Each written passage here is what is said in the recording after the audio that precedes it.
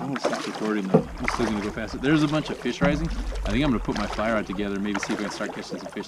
Actually, I'm gonna start taking pictures. That's really pretty right in front of me. I'm gonna spin the camera around so you guys see what I'm seeing. This is one of my favorite places. It's so pretty the way the trees converge on both sides. And then we've got that nice sunset color in the background. It's great.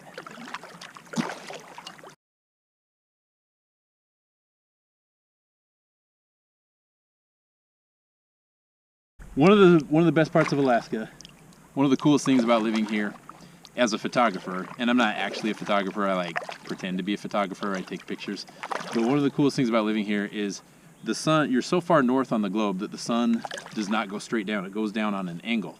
So like if you just picture the globe spinning, we're so high up, it's never going straight up and down on the horizon, it's always going down sideways. And that means that the sunset lasts much, much longer.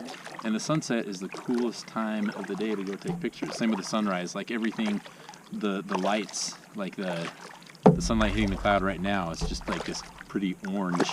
And there's this like soft blue on the horizon. And it's hitting just the tops of the trees. And that's something where everywhere else in this country or the world or globe, everywhere else is more close to the equator. You get that too, but you get it for just a short amount of time, like 20 minutes, maybe 30 minutes. Here in Alaska, and I'm sure Norway, Sweden, other places that are similar latitude as Alaska, you get this for a really long time. Like I can go out and take pictures of the sunset for 3 hours or 4 hours, and that means I can be kayaking and go to this part of the lake and to another part of the lake. And so on Instagram, it'll look like I've been out taking pictures of the sunset like every night and for a whole week, and just like that's all I do. When really it can be one night I can get like 10 different sunset pictures that are completely look like they're not even the same place at the same time. So that's an advantage I have up here, and it's probably one of the reasons that I kind of got into photography and started that Instagram account, and then eventually started this YouTube channel. So yeah, I love that about Alaska.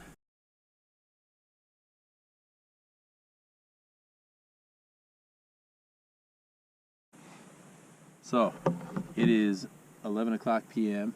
in May, and as you can tell, it's still pretty light. I've seen some of the fish start rising, so I'm actually tying the fly onto the end of my fly rod right there. This was actually a really cool, this fly was mailed up to me in the house fire that I had last winter. We lost everything, and part of everything is all my fishing gear.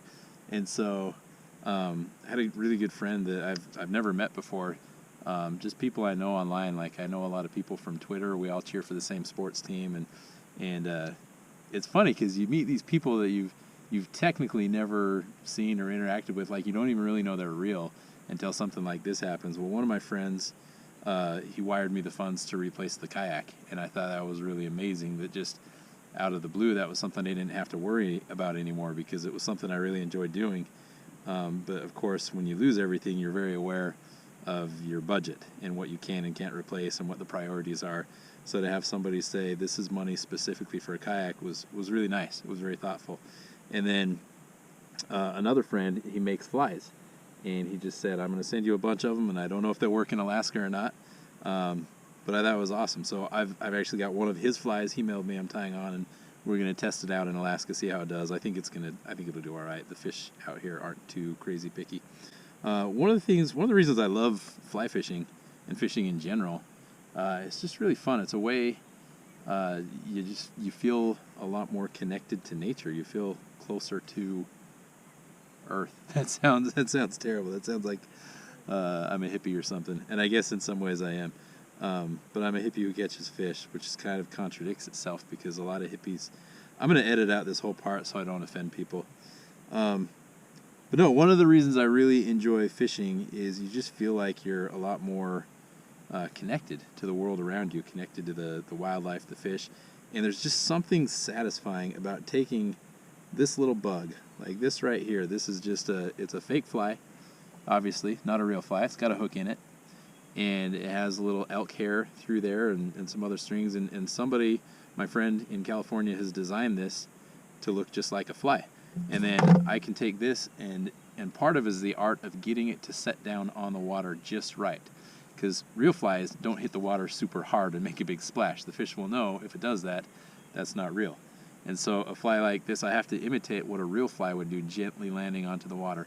And I love that if I can see where a fish is coming to the surface of the water and trying to eat, that I can gently set a fly down there, and it's just the coolest feeling if you see the fish come up and just take it.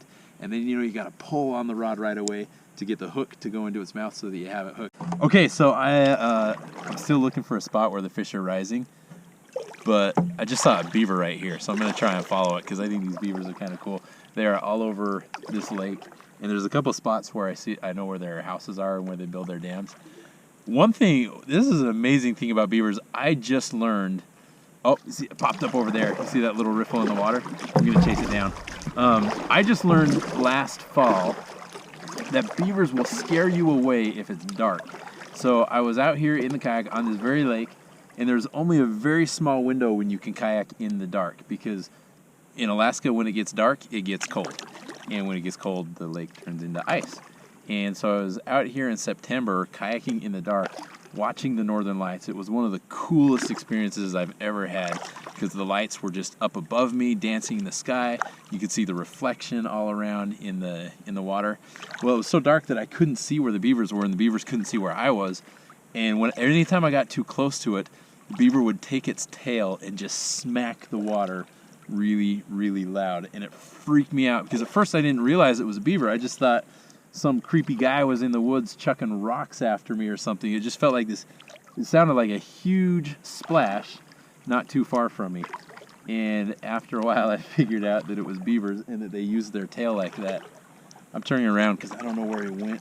Oh, I think we made him go the other way. Anyway, that was a story about beavers while we were chasing a beaver, but I didn't really see the beaver very well.